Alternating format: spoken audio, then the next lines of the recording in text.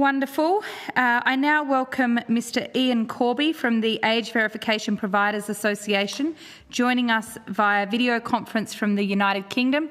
Thank you for making time for us today. I'm not sure what time it is over there, but whatever it is, we appreciate you being committed to giving us evidence with our deliberations. Mr. Corby, as noted in your invitation, parliamentary privilege applies only to people giving evidence in Australia. Parliamentary privilege is a special right that means you cannot be prosecuted or disadvantaged because of anything you have provided in evidence that has been accepted by the committee or because you gave evidence. However, because this privilege only applies within Australia, a person outside Australia will not be protected. I know you understand all that. So, look, we appreciate you coming on anyway. For the Hansard record, could I get you please to state your full name and the capacity in which you're appearing for us this afternoon? My name's Ian Corby, and I'm the Executive Director of the Age Verification Providers Association. Wonderful, thank you. Now, Mr. Corby, do you have an opening statement? Great. I'll hand over to you and then we'll go to questions. Thank you very much, Senators. So, as I said, I'm the Executive Director of the AVPA, and it's our mission to make the internet age aware. That's age aware, not identity aware. So we're a global trade body for privacy preserving suppliers of age verification technology. And our members deliver verification, estimation and inference methods, which can be audited against international standards and deployed globally. I'll try to keep my opening remarks very short, so we've got plenty of time for questions and supply a more extensive statement for the record. First of all, we're politically neutral, so we neither support nor oppose the policies your inquiry is considering, but we do call for strict privacy guardrails and clear accuracy targets when they come into force. I think there's a growing realisation the internet was never invented for children, and we're retrofitting safety, which is never easy. So we need to be pragmatic about how we do that. I can assure you there is no single silver bullet solution for this, and different use cases will merit different approaches.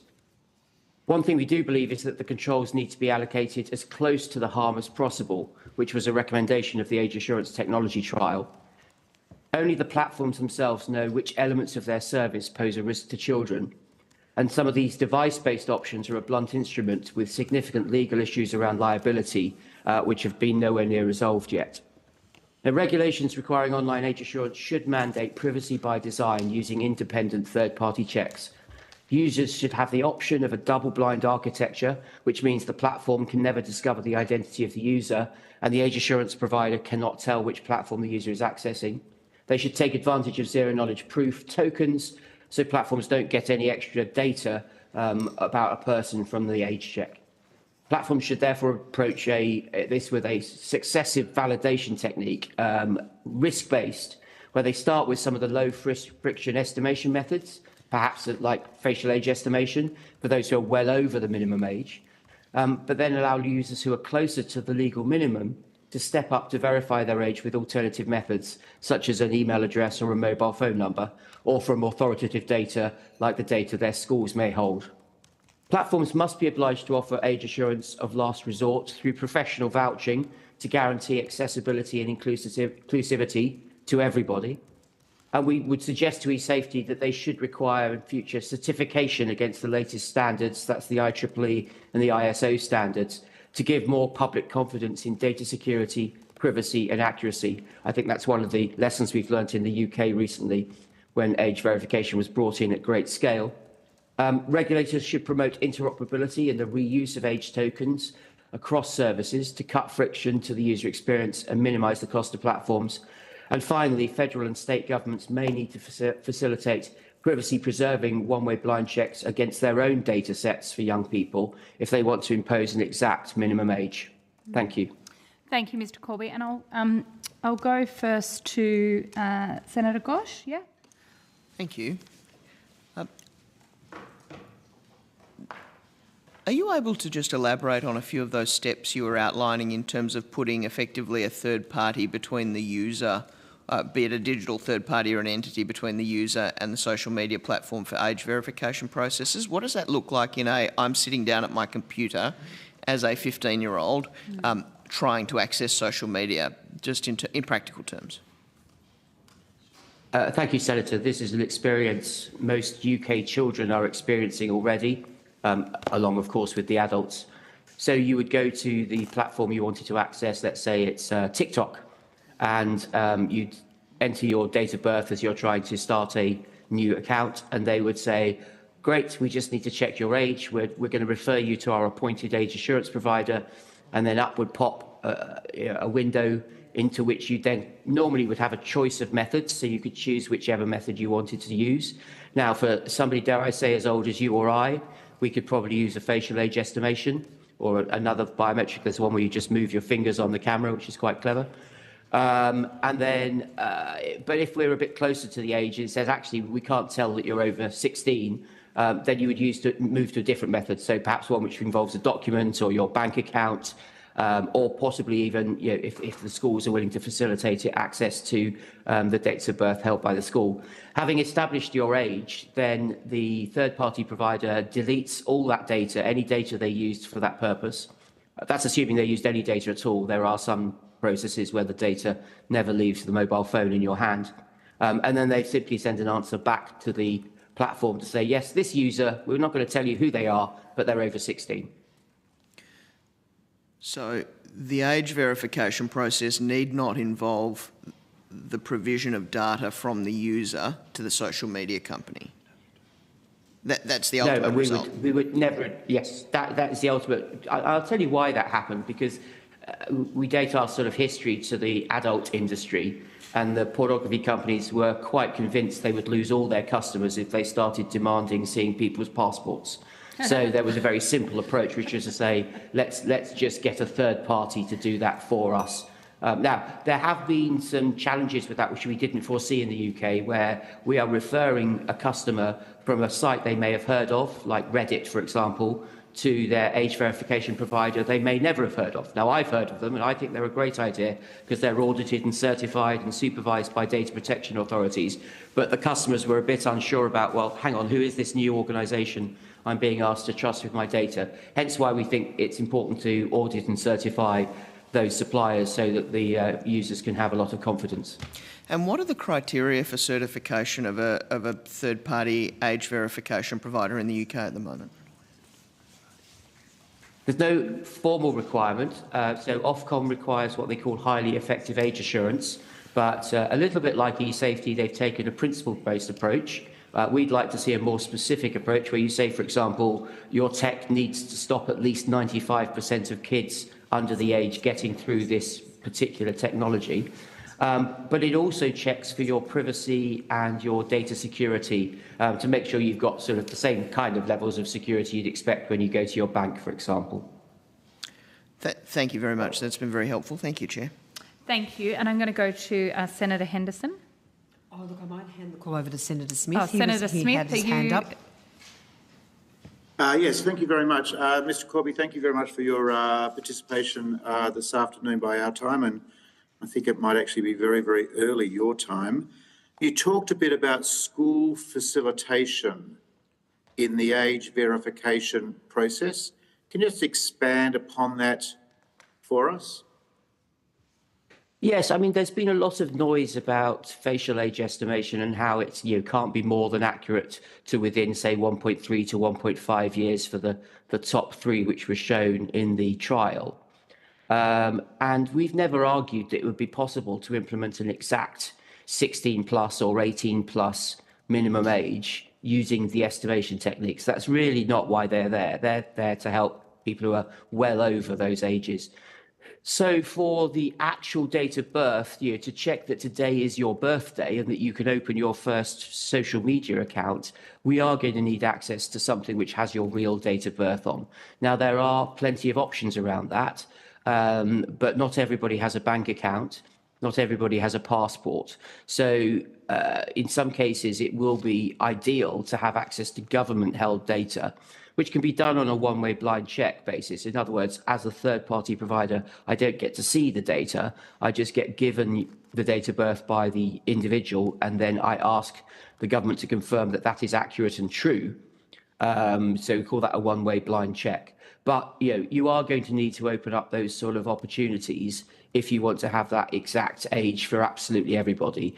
But as I said, there should also be a sort of a manual process of professionals in the community attesting to your age if you just can't get access to any alternative. But I thought in your evidence you talked specifically about schools. Perhaps I misheard you. Yes. Yeah, no, I mean, the obvious place to find, authoritative data about children's ages would be through schools. So there are already some schools which operate digital identity systems internally for the purposes of buying your school lunch and that sort of thing. So those you might see those models extending and schools making it more possible for trusted third parties to have access to just confirm that when a child claims that they've turned 16, they can just check if that's true or not. Just out of interest, are these, in Australia we call them public or state schools and private schools. The schools that you're talking about in the United Kingdom, are they private schools, or I think your term is grammar schools, or?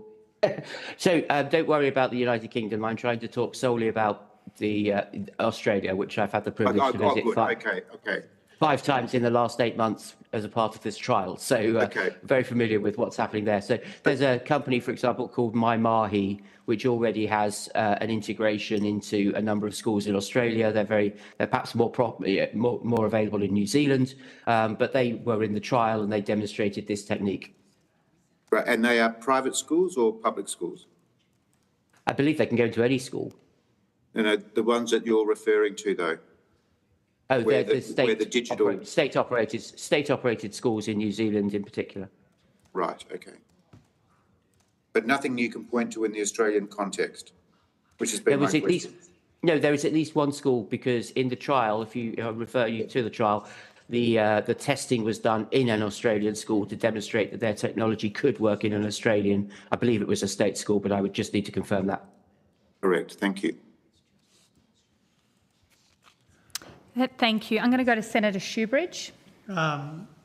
Thanks, Chair. And thanks very much for your assistance today, Mr. Corby. The use of a third-party provider breaks the link between the data and the platform who's seeking the age verification. That's what you see as its principal benefit. Is that right? Yeah, absolutely, particularly for any new data that's supplied solely for the purposes of an age assurance process, which we think should be handled entirely separately and then deleted as soon as it's been used. Yeah, but of course, just simply using a third-party provider doesn't deal with what a lot of people's concerns are about providing their personal information online for the purposes of age verification. There's still a process of providing a whole bunch of quite incredibly personal information and potentially valuable to a hacker information online through that age verification process, isn't there? Yeah, I'm sure that there are still concerns. I mean, this minimises the risk. First of all, hackers could not access any data if the data is not retained. The only non-hackable database is no database at all. So we don't suggest that you retain that data. And our data minimisation suggests that shouldn't happen. And also, as a sector, we're under incredibly close scrutiny by data protection authorities. So here in the UK, I probably speak to the Information Commissioner's Office at least twice a month, and they know where to go to check that those services are being extremely careful with your data. Yeah, I mean, I suppose you're not incredibly familiar with Australia's privacy laws, where there is no legal obligation to delete data, absolute legal obligation to delete data. And we've had, countless significant data breaches in the last few years where incredible amounts of Australia's data has been hacked through quite reputable companies, Qantas, Optus, others you may have heard of. Yes, I'm very familiar with those things. And this is why we're an odd industry. We want more regulation, not less. We would like to be held to the highest standards when it comes to deleting that data. Yeah. And that means a requirement by eSafety that any third party is audited and certified against the international standards that I mentioned. But of course, none of those laws are in place. None of our privacy laws are up to that standard to require that kind of privacy controls. And so we're having this age verification debate before we've got our privacy laws up to scratch. That's a problem we're confronting. OAIC. Yeah, I mean, the OAIC have provided with very detailed guidance on what their expectations are for privacy in this area very recently, just last week. But I would also, e-safety would have the power to include within its recommendations of reasonable steps the use of audited and certified third parties through JASANS, which is the relevant government standards body in Australia. Well, whether or not that's available to e-safety, we'll ask this afternoon. But one of the most recent instances of a company using a third-party provider for age verification and finding themselves in a lot of trouble is Discord. Now, initially they said it was 70,000 government IDs that had been hacked through their third-party age assurance provider.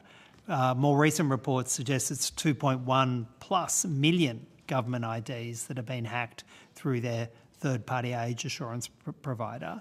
Can you shed any light on what happened there with Discord? I totally can.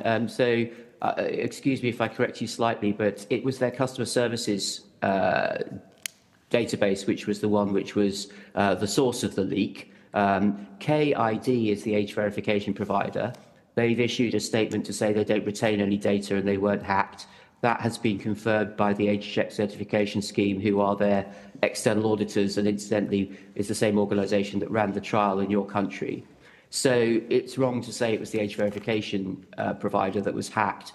What I would say, just however, on is that, a very important lesson learned. I was relying on the repeated public statements from Discord, where they said an unnamed third-party support provider was compromised, and Discord have said that publicly and repeatedly.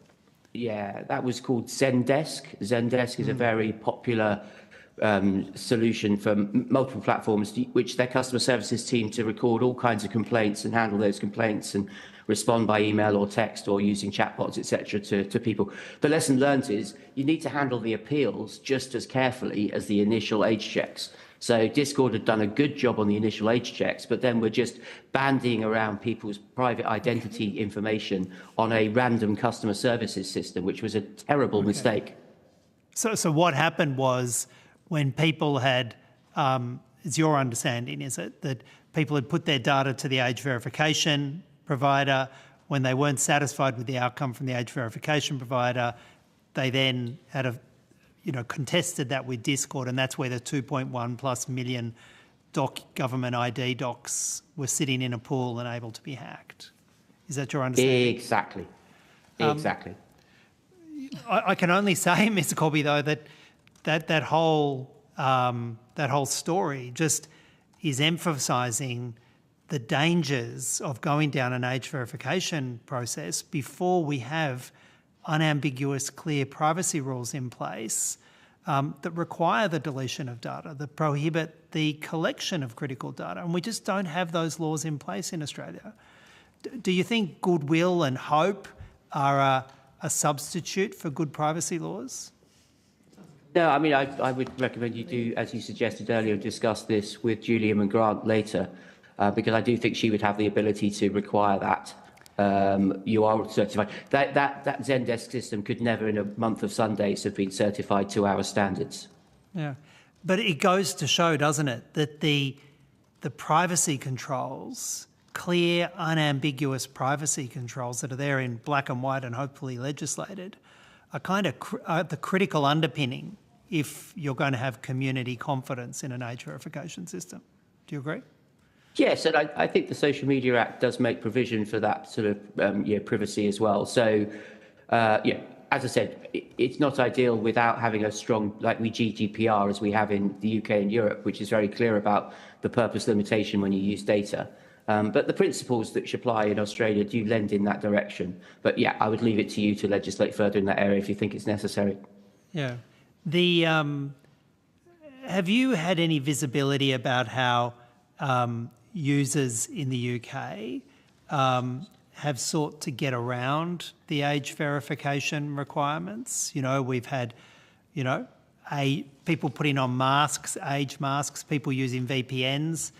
I've got to tell you, last time I was in Northern Europe, and every single ad that I was getting on a podcast in the UK was about getting a VPN, and the sheer growth in VPN numbers seems to be quite extraordinary in the UK. Do you have any visibility on that? Yeah, we think probably 2 or 3 million extra people are using a VPN based on some analysis we've done out of obviously sort of 60 million. And those are hopefully mostly adults, of course, because VPNs tend to come with a cost. I always do warn people that cheap or free VPNs are stealing more of your data than you could ever possibly imagine. So only ever use a good quality VPN. We have discussed this. It was in the trial. It was discussed in the trial as well. So first of all, when we audit and certify companies, we do test for very simple things like people using a mask and so on, and we can spot that. We've just finished a big project with the Swiss academics IDIAP on how you can use AI to spot AI, so you can also spot deep fake attacks on our technology. So this is part of the standard testing. Yeah. When there were some obvious breaches around the UK launch, we looked into those, and it turned out the platforms had deliberately turned off elements of the technology from their provider in order to make sure more people passed. So, in fact, they were not implementing highly effective age assurance. They had made those too easy to circumvent. Mr. Corby, you may be used to what's been happening in the UK, but when I hear evidence of 2 or 3 million VPNs being part of people's response to age verifications, that shows a potentially very, very large gap or window through which people are moving to avoid age verification.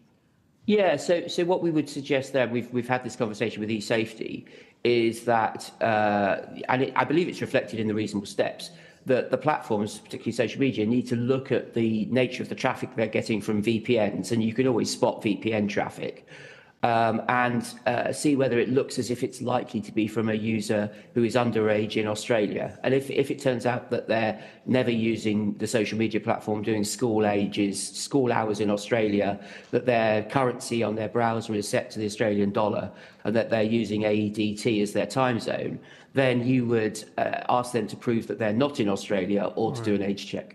Okay. The last set of questions, Chair, is the age verification trial that was done in Australia showed particular concerns for women and particularly for girls, accurately assessing age, people of colour as well, accurately assessing age. Is that consistent with your understanding of some of the challenges for age verification more broadly? That, you know, some of those groups you'd want to be mindful not to harm are potentially at the front of being harmed in age verification? Yeah, so first of all, you're only talking about age estimation techniques, and within that, you're only talking about facial age estimation techniques. So the technique where you move your fingers, for example, is not going to have a problem with that bias. Those biases do exist. They're almost impossible to defend. Darker skin reflects light poorly compared to lighter skin, which means you get less detail to do the analysis on. But these are only going to affect the number of people who then have to go onto a secondary method of age assurance rather than passing because they look over 25, for example, a test to see if they're actually 16 or not. So it shouldn't exclude anybody from anything. Well, but what it does seem to do is put in place quite significant potential systemic biases against people of colour and particularly against girls whose age, according to the trial and the data that came out of the trial, is being less accurately predicted through those age assessment tools. And you don't think we should be very wary about putting in a new system which starts with those preset biases? Yeah, if you were saying the only method you can use is facial age estimation, then that would be seriously problematic, but that's not the approach.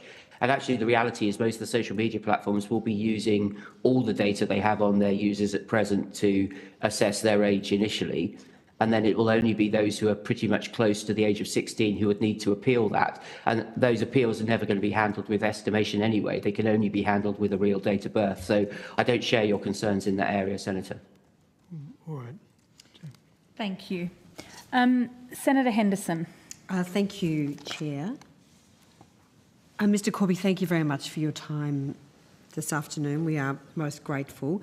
Look, you may know that in Australia, with the legislation that's been passed for the social media ban, there is a restriction on the use of government ID or digital ID. I note that, and I've just been having a look at your website, that age verification methods include government identity documents such as a passport, driving licence, national identity card. I'm just keen to understand how you protect that information. So is it the case that is not stored for anyone who supplies that ID as a form of age assurance? Certainly, if you're using any of our members who are certified to those standards, then you cannot store any of that information. You just extract the date of birth, and that's the only thing you're allowed to retain associated with a user. But again, you don't know who the user is. Going forward, we'll be moving to a system of tokenized solutions where, having done one age check, you just have an encrypted token on your device, and then any platform that you're going to for a set period of time will be able to rely on that token. And that's a much better system, which we'll be very shortly launching here in the UK. Look, I'd greatly appreciate more information on that. If there's anything you could send us through on notice, I'd be most grateful. So when a user provides their identity document, could you just explain precisely, there's no retention of that data? It must be kept, obviously it would be kept by the age verifying company for a snapshot of time. So can you just take us through how that works, the technology? Yes, I mean, the most you need it to actually do the job would be a couple of seconds, possibly less than a couple of seconds. You know, it's just long enough to extract the date of birth and to compare the photograph to a live image of the individual to make sure it belongs to them. So that could be just, as I say, a matter of seconds. Some regulators may allow you to keep that for 2 or 3 days just for audit purposes and for continuous improvement. But yeah, we're not talking about creating the level of data that was lost in the Discord hack, for example, where they just literally kept everything since time immemorial, which is, as I said, a terrible way of operating. And so how would that data be retained for a few seconds or sometimes a couple of days? What is it sitting on? So if it were to be retained at all, I mean, most of this data is just handled what we call in memory. So it doesn't actually, it's being processed in real time. It doesn't actually get saved at all. I'm just saying, I was just being very, very frank to say that you might, on occasions, for the purposes of an audit, for example, need to talk to the regulator about being able to keep something for a couple of days to do that check to make sure the technology is actually doing what it's supposed to do. But I'm sure that would always be done extremely carefully. And so can I just understand, how is the age verification utilised in the UK? So what are the applicable laws that require age verification now? So under the Online Safety Act, since July the 25th, all sites which include what they call primary priority harms, which is pornography and then information that helps children to kill themselves, to harm themselves or to starve themselves, that content has to be behind a highly effective age assurance method. And as with e-safety, the regulator here, Ofcom, has set out principles by which it would assess whether something's highly effective. And they've also set out a list of about 7 techniques that they think are capable of being highly effective.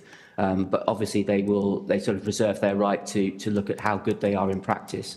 And that's effectively what you're doing in Australia, with some fairly high-level regulations to start with. I think the plan is to see how they go, and then come June of next year, when the reasonable steps are due for review, determine if you need to tighten those rules up at all, for example, by adding a 95% threshold, as we would recommend. And so the work of Ofcom is only related to that particular content, not more broadly to young people accessing any content online? So that's the primary priority content. There's more general, there's lower level harms. So, for example, stopping children being bullied online. Yeah. There's a slightly lower requirement there that websites and social media platforms need to minimise people's exposure to that. Again, in order to minimise the kids' exposure, they need to know who the children are. So but that can be in a more proportionate way. So you wouldn't necessarily need the highly effective age assurance. You could use a more generally effective level of age assurance for some of those less devastating harms. Okay, so say in the case of 14-year-old children at a particular school in the UK, if there were serious threats of bullying and the like online, how is that prevented under your legislative framework?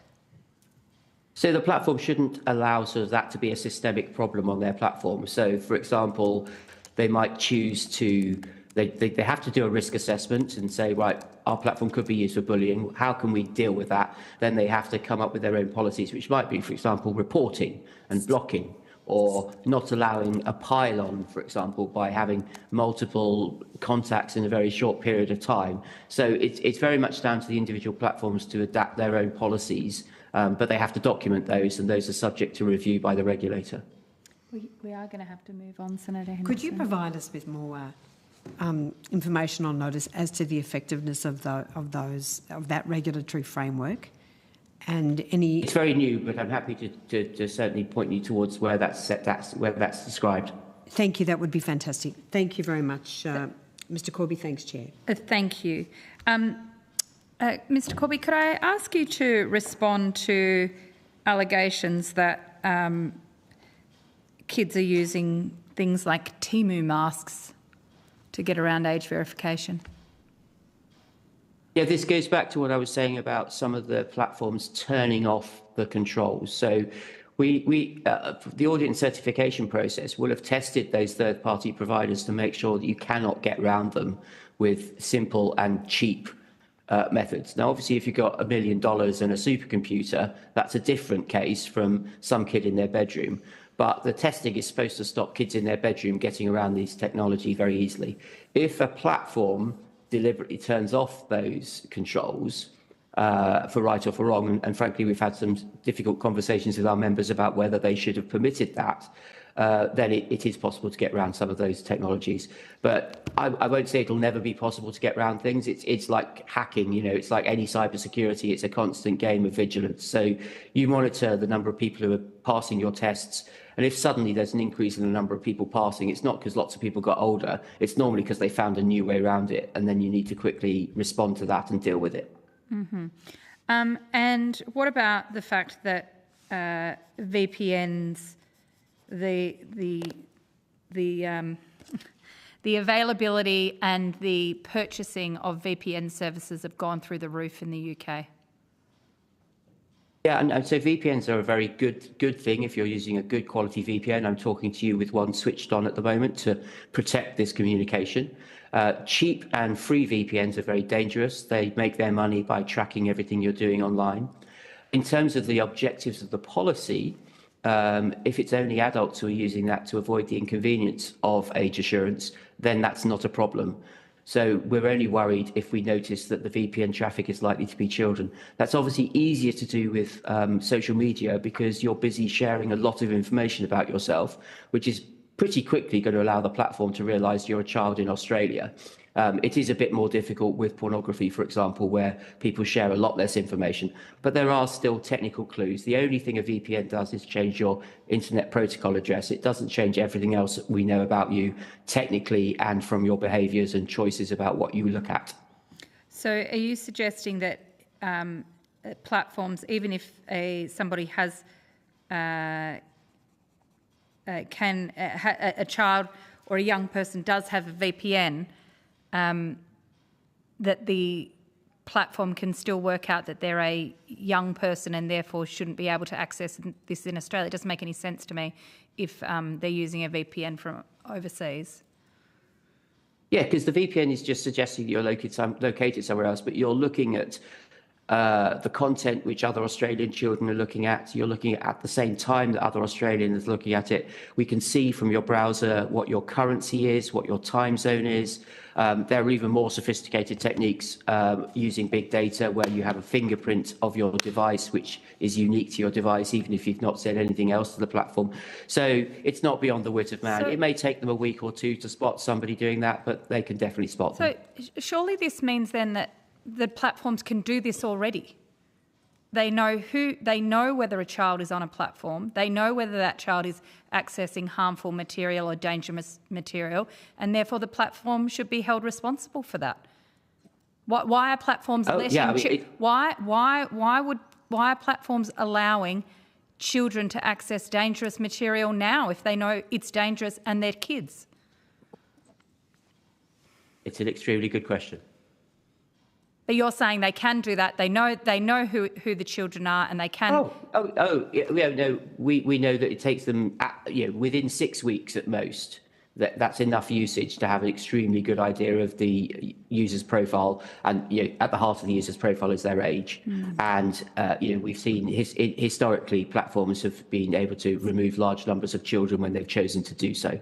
So it says to me then that you don't need age verification technology to make sure platforms keep dangerous material off the accounts of children. Well, I'm sure they'll be able to do a large amount of this themselves. You're probably using the age assurance technology around the edge cases.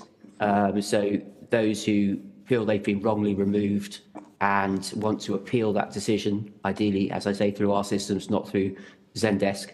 But they will. I'm sure that's how they plan to approach it ahead of the December deadline, that most of them will be using their own internal systems, possibly supported through some of the technology that my members provide, but they will be applying that internally and only approaching the users for additional data in exceptional cases. But Mr. Corby, what you're proposing creates a whole bunch of other privacy concerns, ongoing permanent monitoring of people's accounts, ongoing permanent data collection processes in place of people's traffic, where they went, when and how they log on. You're dealing with one problem and you're creating yet another significant privacy concern by proposing that structure, aren't you? I wouldn't expect the social media platforms to be doing anything different in order for that to happen than they already do today. Now, if you want to take action about what they're doing today, then by all means, that's open to you as legislators. Well, I think most people would be concerned about having 24-hour permanent surveillance of everything they do collected in a database and used by social media platforms. I have that concern. You don't share that concern? I would recommend you don't use social media then, Senator. Well, indeed. Because, that's kind of inherent. It's inherent to their business model. Of course it is, because governments like ours have failed to act to put in place proper privacy controls. And it would make my life a lot easier if you had very strong privacy controls in Australia, because I wouldn't have to have this conversation. Okay, thank you, Mr. Corby. Appreciate your time and thank you, and appreciate you getting up super early to speak to us. Thank you. Yeah,